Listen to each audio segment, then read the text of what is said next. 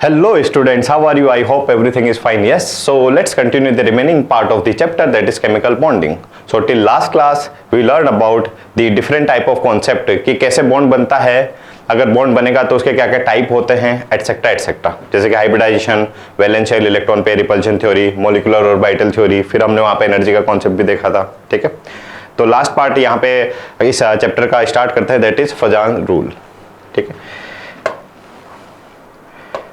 फजान्स rule में अगर basically बात करें बच्चा कि हम क्या देखते हैं कि कोई भी हमारे पास कंपाउंड है, तो ना तो उसमें 100% कैरेक्टरिस्टिक्स होते हैं आयनिक या 100% कैरेक्टरिस्टिक्स होते हैं उसमें किसके, कोवलेंट बॉन्ड के.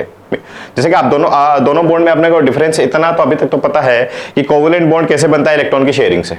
आयनिक बॉन्ड कैसे बनेगा, इलेक्ट्रॉन के कंप्लीट ट्रांसफर से. पहली बात, इलेक्ट्रॉन क्या होगा, वहां पे एक्सचेंज होगा, तो आयनिक बॉन्ड बनेगा, और इलेक्ट्रॉन की अगर शेयरिंग हुई है तो क्या बनेगा, कोवलेंट बॉन्ड. बट हम नेचर में क्या देखते हैं कि कोई भी कंपाउंड में 100% कोवलेंट बॉन्ड या 100% आयनिक बॉन्ड के कैरेक्टरिस्टिक्स नहीं होंगे, यानी कि रिलेटिव बात करते हैं. जैसे कि हमारे पास दो कंपाउंड है तो हम बोल सकते हैं कि एक कंपाउंड में कोवलेंट कैरेक्टर ज्यादा होंगे, दूसरे कंपाउंड में आयनिक कैरेक्टर ज्यादा होंगे, तो हम रिलेटिव यहाँ पे बात कर सकते हैं. ठीक है, तो उसी रिलेटिव कॉन्सेप्ट को यहाँ पे स्टडी करते हैं अपन किसमें, फजान्स रूल में.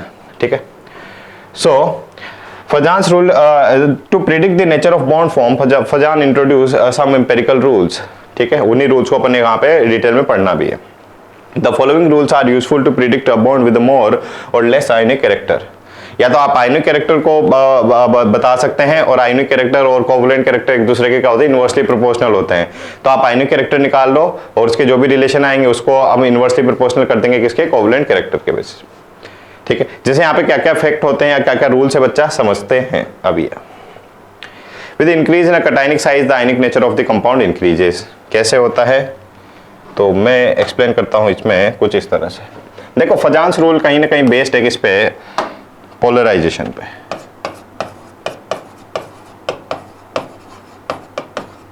हम किसकी बात करते हैं फजान्स रूल में, समझते हैं किसको बच्चा, पोलराइजेशन को. पोलराइजेशन का क्या मतलब है, यहाँ पे एक डायग्राम में अपन समझ सकते हैं. जैसे कि मेरे पास एक क्या है बच्चा, कटाइन है. एक तो मेरे पास क्या है, कटाइन है, और एक मेरे पास क्या है, अनाइन है. अब ये कटाइन अनाइन एक दूसरे के पास है, तो कटाइन को अपन ने कंसिडर कर लिया इस तरह से, और मैंने अनाइन को कंसिडर कर लिया इस तरह से. ये मेरे पास क्या है बच्चा, कोई एक अनाइन है. अच्छा, अनाइन मतलब क्या, इलेक्ट्रॉन क्लाउड. और ऑर्बिटल में अपन समझ चुके हैं, और ऑर्बिटल क्या होता है, a cloud of electron around the nucleus in which we can find the electron with the maximum probability. yes, तो ऑर्बिटल को क्या बोला था, क्लाउड ऑफ इलेक्ट्रॉन. तो अपने अनाइन मतलब हमारे पास इलेक्ट्रॉन का एक क्लाउड है. अब जैसे इस कटाइन के पास रखा तो हम क्या देखते हैं बच्चा कि ये जो क्लाउड ऑफ इलेक्ट्रॉन है इसमें क्या हो जाता है, डिस्टोर्शन आएगा टुवर्ड्स दी इस पर्टिकुलर कटाइन. ये क्लाउड ऑफ इलेक्ट्रॉन यहाँ पे शिफ्ट हो जाएगा इस डायरेक्शन में. ठीक है, यानी कि जो नेगेटिव चार्ज था, पहले तो हमने मान लिया स्फेरिकल रीजन में है, मान लिया थोड़ी देर के लिए कि जो नेगेटिव चार्ज स्फेरिकल रीजन में, बट जैसे इस कटाइन के पास रखेंगे तो नेगेटिव चार्ज बच्चा धीरे धीरे क्या होंगे, इस पॉजिटिव चार्ज की तरफ क्या होते हैं, इस तरह से शिफ्ट होने लगेंगे. और he shifting of these negative charge a cloud of electrons is known as what, polarisation. क्या बोल रहे हैं इसको, यहाँ पे हमारे पास अनाइन का क्या हो गया बच्चा, पोलराइजेशन हो गया. पोलराइजेशन बोल दिया, इसको डिस्टोर्शन बोल दो. नेगेटिव चार्ज हमारे पास जो स्पेयर था उसका क्या हो गया, डिस्टोर्शन हो गया टुवर्ड्स द कटाइन, या पोलराइजेशन हो गया. ठीक है, अब याद रखना है यहाँ पे बच्चा क्या, सीधा सा कॉन्सेप्ट कि अगर पोलराइजेशन बढ़ेगा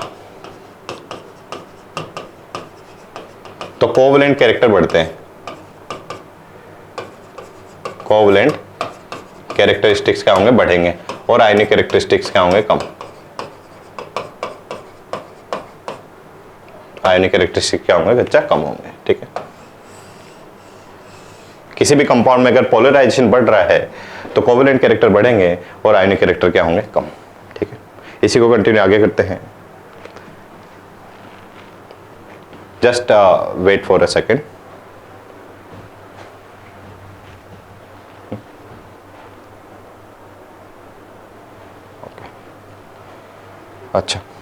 अच्छा, इसी को आगे कंटिन्यू करते हैं, देखते हैं.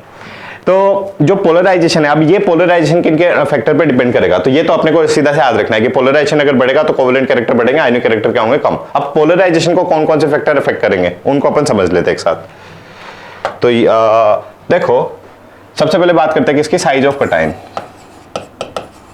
साइज ऑफ क्या बच्चा कटाइन। जैसे हमारे पास अलग डिफरेंट साइज ऑफ कटाइन है, lithium plus, sodium plus, potassium plus and so on, rubidium plus and caesium plus.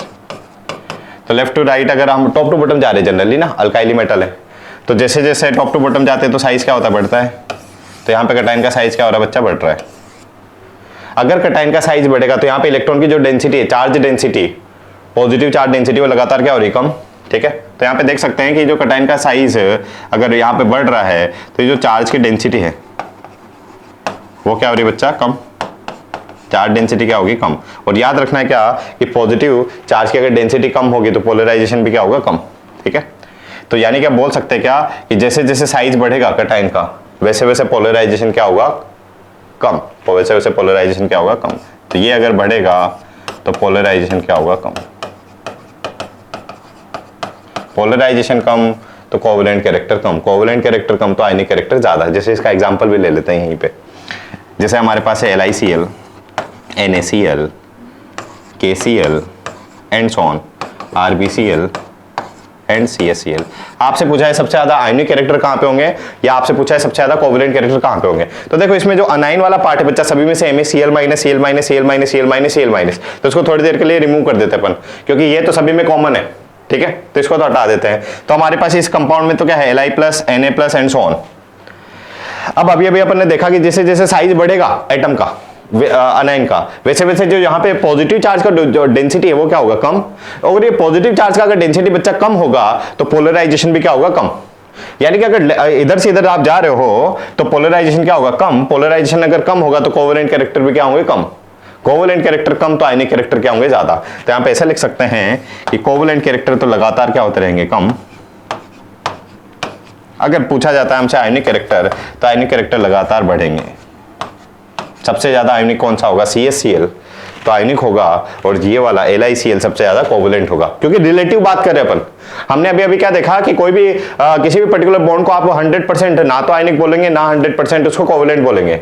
ठीक है, तो कुछ परसेंटेज तो होता है उसमें आयनिक परसेंटेज, कुछ होगा उसमें कोवेलेंट परसेंटेज। तो यहाँ पे अपन ने अगर इनको अरेंज किया तो हमने बताया कि ये इसमें तो सबसे ज्यादा आयनिक कैरेक्टर होंगे, इसमें सबसे ज्यादा कोवेलेंट कैरेक्टर होंगे। कैसे एक्सप्लेन करना है, पोलराइजेशन के बेसिस पे।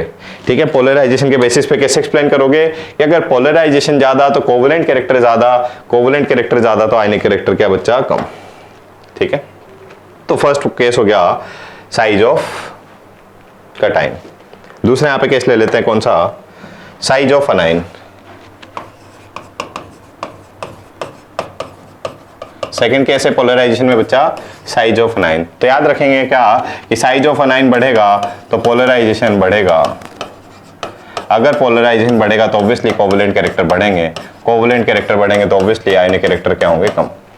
ठीक है, तो जैसे कि आप ले ही लेते हैं NaF, NaCl, NaBr, NaI। देखो यहाँ पे सभी पे Na तो प्लस है, यानी कि कटाइन को थोड़ी देर के लिए भूल जाते इस केस में। पिछले वाले केस में अपन ने अनाइन को हटा दिया था, इस वाले केस में इसको तो रिमूव कर देते अपन कि है ही नहीं, मान लेते थोड़ी देर के लिए। अब यहाँ पे मेरे पास क्या है बच्चा, F minus, Cl minus, Br minus और iodine minus. Top to bottom जा रहे हो, आपको पता है साइज क्या होता है, लगातार इंक्रीज हो रहा है। जैसे जैसे अनाइन का साइज इस केस में अगर बढ़ता है तो पोलराइजेशन बढ़ता है। कटाइन में उल्टा था। कटाइन में क्या है एक्चुअली, जब पॉजिटिव चार्ज इस पर बहुत एक छोटे से रीजन में ना बच्चा, चार्ज डेंसिटी बहुत ज्यादा है तो पोलराइजेशन बहुत ज्यादा हो जाएगा, वहां पे पोलराइजेशन ज्यादा होता है। बट यहाँ पे अनाइन के केस में याद रखना है कि अनाइन का साइज ज्यादा हो गया, डिस्पर्स हो गया। अनाइन क्या हो गया, ज्यादा डिस्पर्स हो गया। देखो ऐसा हमारे पास पॉजिटिव चार्ज हो रहा है, अनाइन जितना बड़ा होता जा रहा है यहाँ पे उतना ज्यादा इजीली उसका क्या हो जाएगा बच्चा, पोलराइजेशन हो जाएगा। जितना अनाइन का साइज बढ़ा उतना इजीली क्या हो जाएगा, पोलराइजेशन हो जाएगा। यही अपन ने लिखा भी, पोलराइजेशन ज्यादा, कोवेलेंट कैरेक्टर ज्यादा, आयनिक कैरेक्टर कम। तो यहाँ पे अरेंज कर सकते हैं इनको। बोलो, अगर आपसे पूछा है कि आयनिक कैरेक्टर में अरेंज करो तो हम बोलेंगे सबसे ज्यादा टॉप टू बॉटम जा रहे हैं तो मतलब कोवेलेंट कैरेक्टर बढ़ रहे हैं, यानी कि आयनिक कैरेक्टर क्या हो रहे हैं, कम। तो ये हो गया आयनिक कैरेक्टर।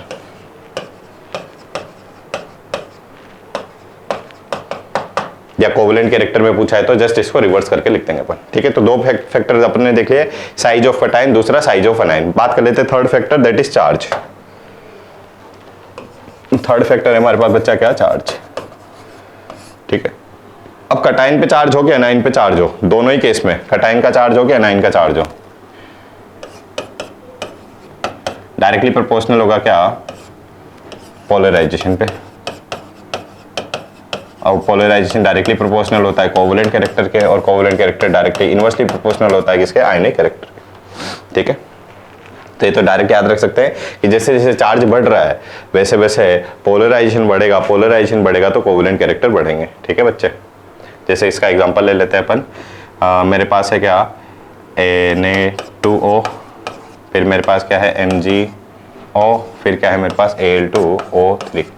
यहाँ पे देखो Na पे +1 चार्ज, Mg पे +2 चार्ज और एल्यूमिनियम पे +3 चार्ज। तो पॉजिटिव चार्ज बढ़ रहा है, पॉजिटिव हो कि नेगेटिव, दोनों ही हो। तो अगर पॉजिटिव चार्ज बढ़ रहा है तो पोलराइजेशन बढ़ेगा। तो यहाँ पे लिख सकते हैं इन तीनों में सबसे ज्यादा पोलराइजेशन ज्यादा किसका है बच्चा, इसका। पोलराइजेशन ज्यादा तो कोवेलेंट कैरेक्टर भी ज्यादा, कोवेलेंट कैरेक्टर ज्यादा तो आयनिक कैरेक्टर कम। ठीक है, तो सबसे ज्यादा आयनिक हो गया ये, सबसे कम आयनिक होगा ये, सबसे ज्यादा कोवेलेंट हो गया ये, सबसे कम कोवेलेंट होगा ये। तो हम रिलेटिव यहाँ पे बात कर सकते हैं ना कि किसमें ज्यादा आयनिक कैरेक्टर होंगे, किसमें कोवेलेंट कैरेक्टर ज्यादा होंगे, एटसेट्रा एटसेट्रा। ठीक है, तो यहाँ पे हमने कई सारे फैक्टर देख लिए पोलराइजेशन को किस तरह से charge as well as size बच्चा अफेक्ट करेगा। ठीक है, जैसे यहाँ पे देख भी सकते हैं आप कि smaller the size of an ion more is the ionic nature of the compound. तो मैं जो सीक्वेंस लिखा हूँ सिर्फ उसको याद रखो। ठीक है, पोलराइजेशन क्या क्या साइज में रिलेशन होगा और क्या क्या चार्ज में रिलेशन होगा, that's it. Polarisation directly proportional होता है कोवेलेंट कैरेक्टर के, कोवेलेंट कैरेक्टर इनवर्सली प्रोपोर्शनल होता है आयनिक कैरेक्टर के, दैट्स इट। ठीक है, अब हर एक एग्जांपल को याद नहीं रखना आपको, सिर्फ आपको रिलेट करना आना चाहिए बस। ठीक है, ऐसे जैसे अभी अपन ने देखा Na+ Mg+2 Al+3 SiCl4, positive charge बढ़ रहा है, कोवेलेंट कैरेक्टर बढ़ेगा, आयनिक कैरेक्टर क्या होगा कम, सीधा सा आंसर कर सकते हैं। So cation with the inert gas configuration form the ionic compound. Okay, next, cation with the pseudo inert gas configuration favour the covalent bond. ये अलग से पॉइंट अपने याद रखना है कि अगर हमारे पास स्यूडो कॉन्फिगरेशन हो रहा है किसी कंपाउंड में, तो वहां पे क्या हो जाएगा, वो कौन सा बॉन्ड फॉर्म करेगा बच्चा, कोवेलेंट बॉन्ड। मतलब रिलेटिव वहां पे क्या रहेगा, कोवेलेंट बॉन्ड फॉर्म करने की टेंडेंसी ज्यादा रहेगी। For example in NaCl, Na+Cl- inert gas configuration but Cl। ठीक है, तो इनर्ट गैस कॉन्फिगरेशन अटेन कर लिया तो ये तो क्या हो गया, आयनिक कंपाउंड। बट अगर बात करें CuCl की तो कॉपर+1, कॉपर+1 का कॉन्फिगरेशन होता है कुछ इतना। ठीक है, 2 8 8 18। ठीक है, तो स्यूडो इनर्ट पे यहाँ पे इसने कॉन्फिगरेशन अटेन किया है, तो इसमें जो कैरेक्टरिस्टिक्स होंगे कैसे होंगे, कोवेलेंट कैरेक्टरिस्टिक्स होंगे। यानी कि फजांस रूल में अपन एक और पॉइंट ऐड कर सकते हैं क्या, कि अगर स्यूडो को इनर कॉन्फिगरेशन उसने अटेन किया है सब्सटेंस ने, तो वहां पे कोवेलेंट कैरेक्टर क्या होंगे, बढ़ेंगे।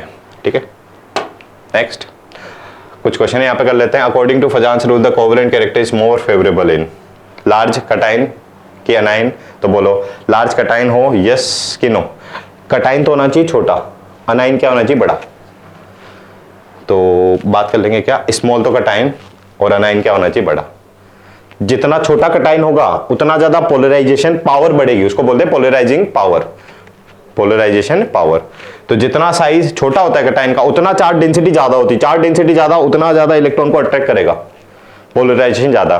दूसरी बात, अनाइन ज्यादा बड़ा है, एक बड़े स्पेयर में वो डिस्ट्रीब्यूट है, तो उसका भी डिस्टोर्शन या पोलराइजेशन इजीली हो जाता है।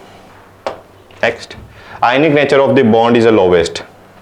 देखो कैल्शियम, यानी कि कटाइन तो सभी में क्या है बच्चा, फिक्स है, कैल्शियम+2।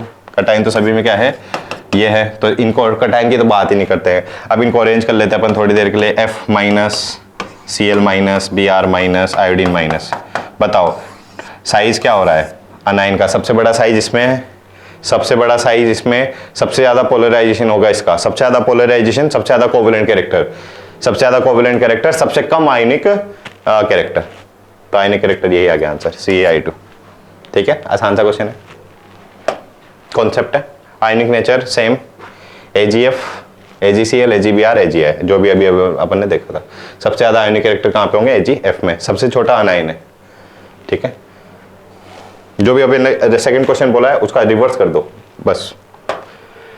The compound with the more covalent character is ZnCl2, ZnF2, CaF2 और CaI2। तो यहाँ पे देख लेंगे अपन कटाइन को कैल्शियम और जिंक में। ठीक है, और फ्लोरीन और क्लोरीन में। तो फ्लोरीन और क्लोरीन में बड़ा साइज किसका होता है, क्लोरीन का। क्लोरीन का अगर साइज बढ़ रहा है तो कोवलेंट कैरेक्टर क्या होंगे, बढ़ेंगे। अनाइन का साइज बढ़ रहा है तो कोवलेंट कैरेक्टर बढ़ेंगे, यानी कि क्लोरीन वाले आंसर होंगे। अब कैल्शियम और जेडेन में लेफ्ट टू राइट जा रहे हैं तो साइज क्या हो रहा है, छोटा। कटाइन का साइज अगर छोटा तो कोवलेंट कैरेक्टर बढ़ते हैं, तो यही हमारा आंसर हो गया जेडेन वाला। तो सबसे ज्यादा कोवलेंट कैरेक्टर किसमें होंगे, ZnCl2 में। ओके, विच इज मोर आयनिक। यहाँ पे देख लेंगे हमारे पास जो सीजियम प्लस है उसका साइज क्या हो गया, सबसे बड़ा हो गया इन सभी में। कटाइन में, कटाइन का साइज बड़ा, चार्ज पॉजिटिव चार्ज पे इलेक्ट्रॉन डेंसिटी क्या होगी, बढ़ गई। पोलराइजेशन क्या होगा, कम। पोलराइजेशन कम, कोवलेंट कैरेक्टर कम, आयनिक कैरेक्टर ज्यादा। ठीक है, ऐसे विच इज मोर आयनिक। कटाइन सभी में सेम है। अनाइन का साइज सबसे बड़ा, अनाइन किसमें, आयोडीन में। अनाइन का साइज बड़ा, पोलराइजेशन ज्यादा, कोवलेंट कैरेक्टर ज्यादा। तो कोवलेंट कैरेक्टर तो ज्यादा पूछा हमसे। आयनिक, आयनिक क्या हो जाएगा, NaF। सबसे छोटा साइज किसका है, फ्लोरीन का। ठीक है, इस तरह से। ठीक है बच्चा, तो यहां पे हमारा कंप्लीट हो गया क्या, that is Fazan rule. Certain कुछ छोटे छोटे से यहाँ पे टॉपिक हैं, उनको अपन यहाँ पे देख लेते हैं। दैट इज फर्स्ट हमारे पास कॉन्सेप्ट है क्या, सोलिबिलिटी ऑफ आयनिक कंपाउंड। तो सोलिबिलिटी आयनिक कंपाउंड में याद रखना बच्चा क्या, कि अगर किसी भी आयनिक कंपाउंड को आपने अगर पानी में पुट किया, उसके एक्वस सॉल्यूशन में पुट किया, तो वो वहां पे सोल्यूबल होगा कि नहीं होगा, वो डिपेंड करेगा उसकी हाइड्रेशन एनर्जी पे। तो याद रखना है क्या, कि अगर हाइड्रेशन एनर्जी ज्यादा होती है किससे, लेटिस एनर्जी से, तो आयनिक कंपाउंड क्या होगा, सोल्यूबल होगा, अदरवाइज नॉट। ठीक है, दूसरा पॉइंट आप यहाँ पे याद रख सकते हो क्या, सेम डिजोल्व सेम। शायद अपन ने पढ़ा है क्या कभी, कि हमारे पास कोई आयनिक कंपाउंड है, जैसे कि आपने क्या ले लिया बच्चा, NaCl ले लिया। आपने क्या ले लिया, NaCl ले लिया। तो कहां पे डिजोल्व होगा, बोलो। H2O में डिजोल्व है क्या, जानते हो आप, यस। क्योंकि NaCl भी क्या है, आयंस पोलर कंपाउंड है, और H2O भी अपने आप में क्या है, पोलर कंपाउंड है। ऑक्सीजन पे डेल नेगेटिव होता है, हाइड्रोजन पे डेल पॉजिटिव होता है। तो H2O भी अपने आप में पोलर है, और ये भी क्या है, पोलर। तो पोलर, और ये भी क्या, पोलर। तो याद रखेंगे बच्चा कि अगर आपके पास सोल्यूट पोलर है और जो सॉल्वेंट वो भी पोलर है, तो क्या एक दूसरे में डिजोल्व होंगे क्या, यस। ठीक है, एक दूसरे में क्या होंगे, डिजोल्व होंगे। एक्चुअली होता क्या है यहाँ पे, कि आपने जैसे ही H2O में पुट किया इस वाटर को, सॉरी H2O में पुट किया इस NaCl के मॉलिक्यूल को, तो Na+ तो अट्रैक्ट हो जाएगा ऑक्सीजन की तरफ। ठीक है, Na+ तो अट्रैक्ट होता है किसकी तरफ, ऑक्सीजन की तरफ, और जो Cl- है वो अट्रैक्ट होता है कहाँ पे, हाइड्रोजन की तरफ। ठीक है, हाइड्रोजन की तरफ, इस तरह से। तो अगर हमारे पास पोलर सब्सटेंस है तो कहां पे डिजोल्व होगा, पोलर में। अगर आपको NaCl को मिला दिया बेंजीन में, तो क्या ये बेंजीन में डिजोल्व होगा क्या, नहीं। तो इसको याद भी रख सकते क्या, सेम डिजोल्व सेम, या like dissolve like. Polar solute में पोलर सॉल्वेंट, पोलर सॉल्वेंट में polar solute, non polar solvent में non polar solute. Means what, NaCl को अगर आपने पेट्रोल में या बेंजीन में मिक्स किया है, तो क्या वहां पे सॉल्युबल होगा क्या, नहीं। क्योंकि पेट्रोल या बेंजीन अपने आप में क्या है, नॉन पोलर है। NaCl क्या है, पोलर है। ठीक है, तो ये तो हमने एक पॉइंट देखा यहाँ पे सॉल्युबिलिटी का, nature of the solute and solvent. दूसरे यहाँ पे बात कर लेते हैं बच्चा, सॉल्वेशन की। तो हमारे पास कोई भी अगर आयनिक कंपाउंड को, मैं शायद बता चुका हूं कि कोई भी आयनिक कंपाउंड सॉल्युबल होगा कब, जब उसमें हाइड्रेशन एनर्जी ज्यादा होगी किससे, लेटिस एनर्जी से। ठीक है, तो यहाँ पे दोनों पॉइंट की अपन बात कर देंगे, हाइड्रेशन एनर्जी या सॉल्वेशन एनर्जी क्या है, दूसरा लेटिस एनर्जी के बारे में अपन पढ़ चुके हैं पहले से ही। फिलहाल whenever any compound generally ionic or polar covalent dissolve in a polar solvent, देखो यहाँ पे हमारे पास solvent कैसा लिया है, polar, जैसे कि H2O, then the different ions of the compound with the get separated and get surrounded by the polar solvent molecule. This process is known as what, solvation or hydration. The energy released in this process is known as what, solvation energy or hydration energy.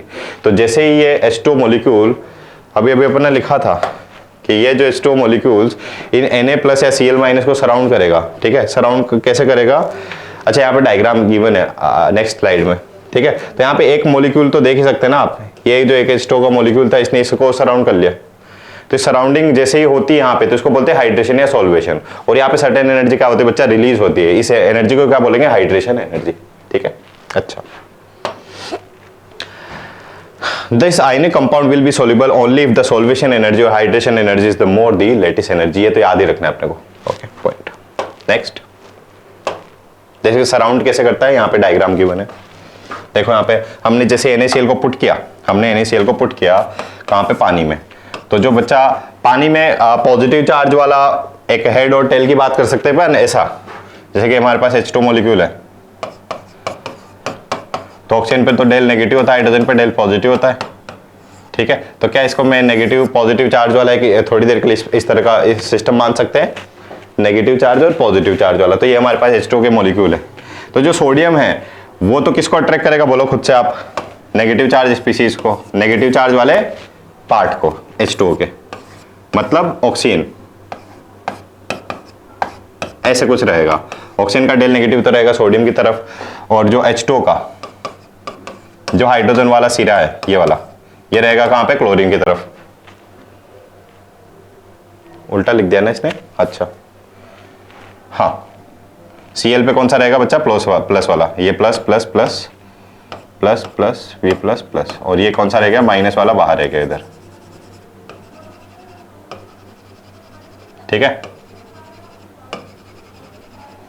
तो H2O का plus वाला part तो रहेगा chlorine की तरफ, और negative वाला part रहेगा दूसरी डायरेक्शन में। तो जैसे जैसे ये यहाँ पे इसको सराउंड कर रहे हैं NaCl मॉलिक्यूल में, तो Na को और Cl को, तो ये बॉन्ड तो धीरे धीरे ब्रेक होने लगेगा, और यहाँ पे ये क्या कर लेंगे, H2O molecule completely Na plus और Cl माइनस को क्या कर लेंगे, सराउंड कर लेंगे।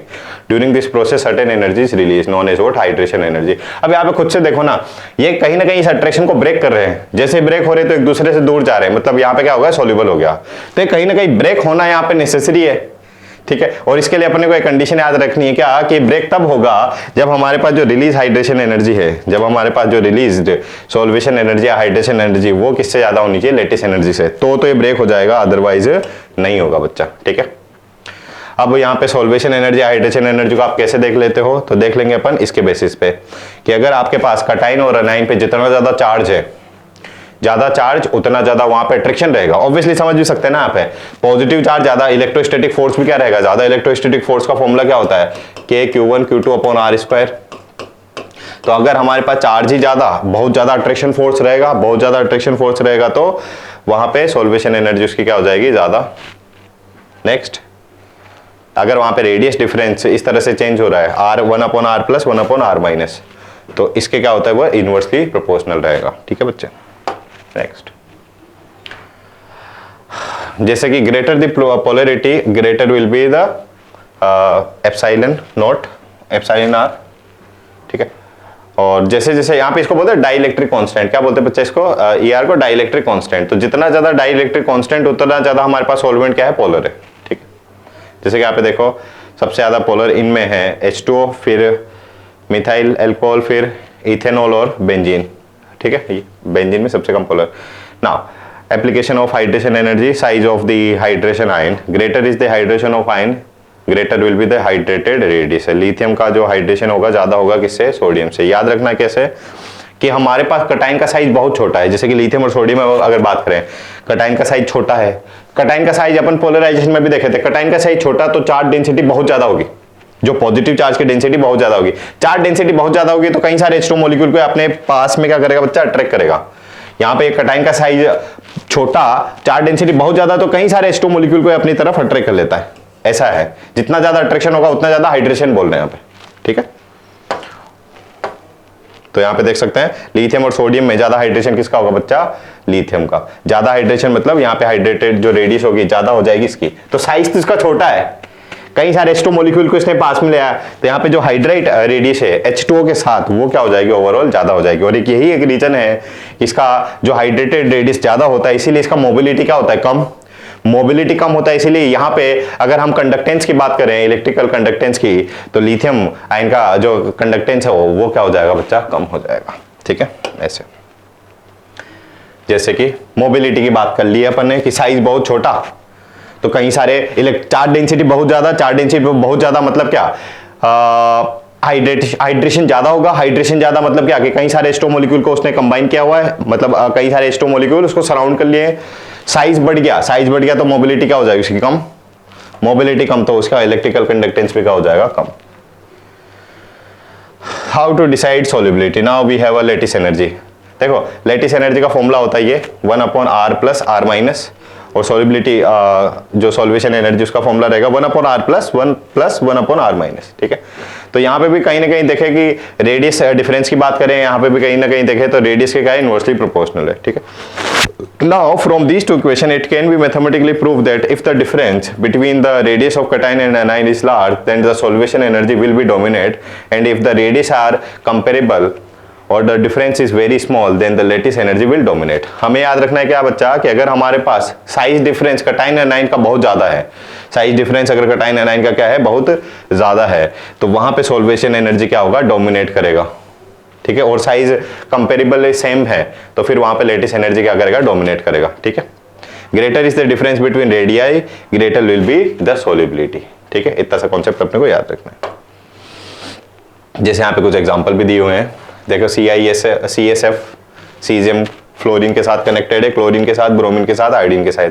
मान लेते थोड़ी देर के लिए रिलेटिवली कि सीजियम का साइज कितना है, 100।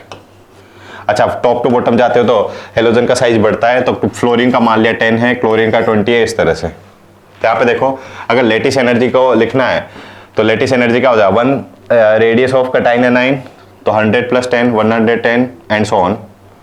तो ये तो लेटिस एनर्जी बढ़ रही है बच्चा, इस तरह से चेंज हो रही है। और सॉल्वेशन एनर्जी क्या थी, 1 + R + 1/R-, तो सॉल्वेशन एनर्जी इस तरह से चेंज वेरी होगी। अब यहाँ पे दोनों के दोनों डिक्रीज हो रही है, लेटिस एनर्जी भी डिक्रीज हो रही है और सॉल्वेशन एनर्जी भी क्या हो रही है, डिक्रीज हो रही है। बट यहाँ पे हम क्या देख रहे हैं कि जो decrease in solvation energy is greater than the decrease in lattice energy, यानी कि सॉल्वेशन एनर्जी में ज्यादा डिक्रीज हो रहा है यहाँ पे, ठीक है। तो इस तरह से कंपेयर कर सकते हैं अपन लेटिस एनर्जी को किससे, सॉल्वेशन एनर्जी से बच्चा, ठीक है। Next, the increase difference in radii is not solubility and vice versa, ठीक है। अगर रेडियस में डिफरेंस अगर बढ़ रहा है तो उसको डायरेक्ट आप सोलिबिलिटी से इस तरह से रिलेट नहीं कर सकते, ठीक है। जैसे कि बात कर लेते हैं LiF से LiI में जा रहे हो तो सोलिबिलिटी लगातार क्या होगा, बढ़ेगा, क्योंकि यहाँ पे लगातार देखो साइज डिफरेंस बढ़ रहा है। जैसे Li तो हो गया छोटा, Li और F मान लेते हैं इतना इतना साइज है। अब Li के साथ एक बार क्या कनेक्टेड है, आयोडीन, तो Li तो इतना और आयोडीन हो गया इतना बड़ा, तो यहाँ पे साइज डिफरेंस बढ़ गया, साइज डिफरेंस बढ़ गया तो यहाँ पे सोलिबिलिटी क्या होगी बच्चा, सॉल्वेशन एनर्जी क्या होगी, डोमिनेट करेगी ओवर लेटिस एनर्जी, ठीक है। सॉल्वेशन एनर्जी क्या करेगी, डोमिनेट करेगी ओवर लेटिस एनर्जी, यानी कि अगर इधर से इधर आप मूव कर रहे हो टॉप टू बॉटम तो सॉल्वेशन एनर्जी क्या होगी या सॉल्युबिलिटी क्या होगी बच्चा, बढ़ेगी, ठीक है। तो इस तरह से आप देख सकते हो relative size of the कटाइन and anion के बेसिस पे, ठीक है। उसके कई सारे एग्जांपल यहाँ पे लिए हैं, जैसे कि LiI से जा रहे CSI, तो देखो आयोडीन से कनेक्टेड है लिथियम, लिथियम क्या कनेक्टेड है, तो लिथियम का साइज हो गया और आयोडीन का साइज हो गया ये। अब लिथियम से जा रहे हैं आप सीजियम में, तो आयोडीन तो सेम ही है, आयोडीन तो क्या लगभग सेम ही है, बट लिथियम से जा रहे हो, lithium, sodium, potassium, rubidium, caesium, तो सीजियम का साइज हो गया इतना।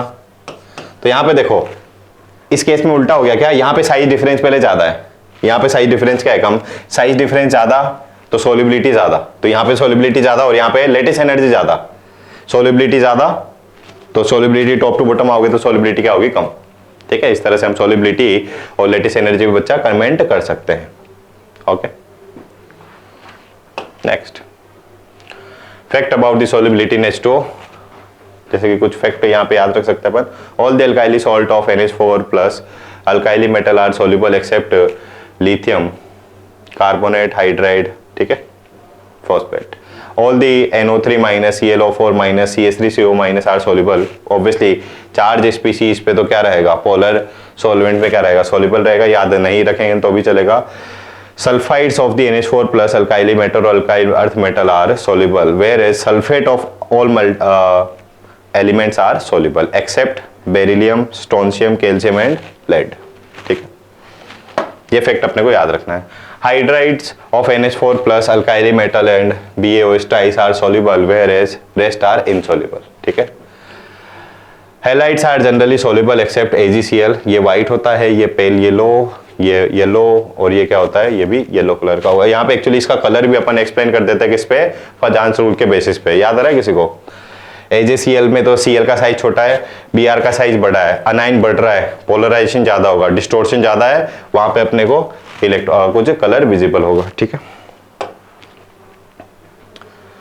ठीक है ना। Predict the hybridisation state of the central atom, तो हमारे पास हाइब्रिडाइजेशन कैसे फाइंड कर सकते हैं आप, स्टेरिक नंबर के बेसिस पे। स्टेरिक नंबर में एक्सप्लेन कर चुका हूँ, 2 3 4 5।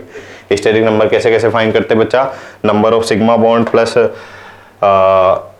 Lone pair plus negative charge. ठीक है, जैसे कि CCl4 में बात करें, कितने हमारे पास सिग्मा बॉन्ड है, 4 तो हाइब्रिडाइजेशन कितना, sp3, क्योंकि यहाँ पे लोन पेयर तो कितना है 0। ठीक है, ये अपन पहले ही बात कर चुके हैं, तो किसकी, हाइब्रिडाइजेशन की, बहुत डिटेल में। नेक्स्ट जैसे हमारे पास क्वेश्चन है, central atom is surrounded by the divalent atoms only. जैसे यहाँ पे किसी का भी अपन निकालते हैं हाइब्रिडाइजेशन, निकाल लेते किसका, SO3 का। सल्फर के पास कितने इलेक्ट्रॉन थे, 1 2 3 4 5 6। कितने ऑक्सीजन के साथ बॉन्ड बना ली इसने, 3। कितने सिग्मा बॉन्ड है बच्चा हमारे पास, 3 सिग्मा बॉन्ड। तो हाइब्रिडाइजेशन क्या रहेगा, sp2। हाइब्रिडाइजेशन क्या रहेगा यहाँ पे, sp2। ठीक, तो किसी, ये तो अपन कंप्लीट कर चुके हैं पहले भी, क्या, हाइब्रिडाइजेशन से रिलेटेड कॉन्सेप्ट। ओके, सो यहाँ पे मोस्टली जो भी हमें रिमेनिंग पॉइंट्स लेने थे वो सभी अपन डिस्कस कर चुके हैं। ये क्वेश्चन भी ऑलरेडी डिस्कस हम कर चुके हैं, but you can try this question at home. Okay, next.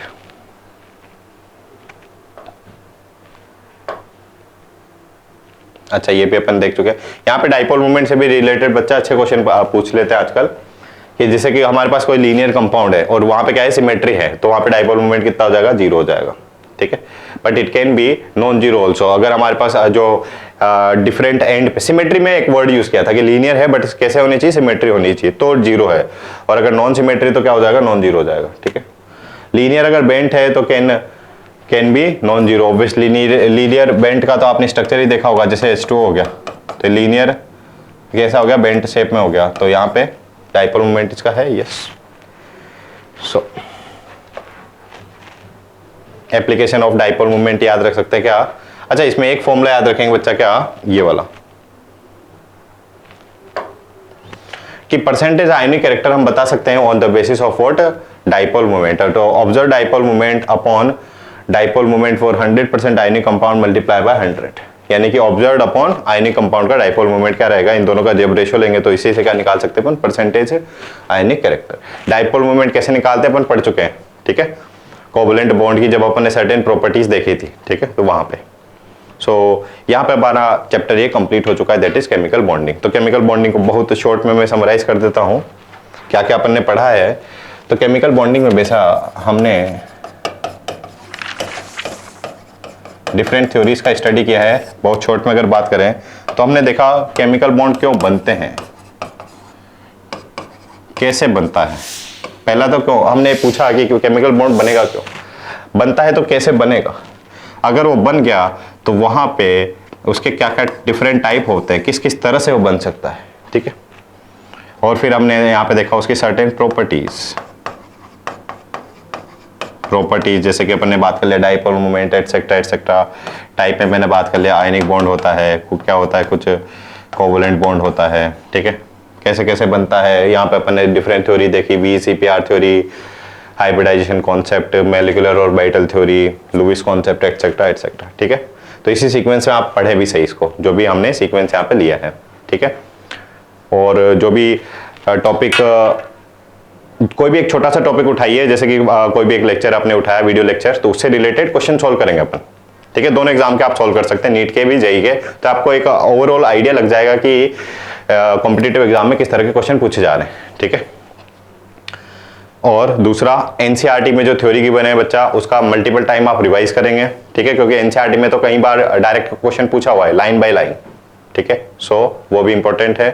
सो आपका टारगेट क्या होगा, सबसे पहले आपने अगर वीडियो लेक्चर देख रहे हैं तो आप करेंगे इससे रिलेटेड कुछ क्वेश्चन जो कि प्रीवियस ईयर में पूछे गए हैं।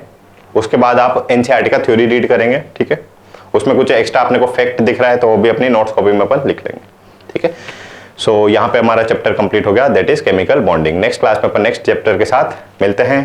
Thank you, bye bye, take care.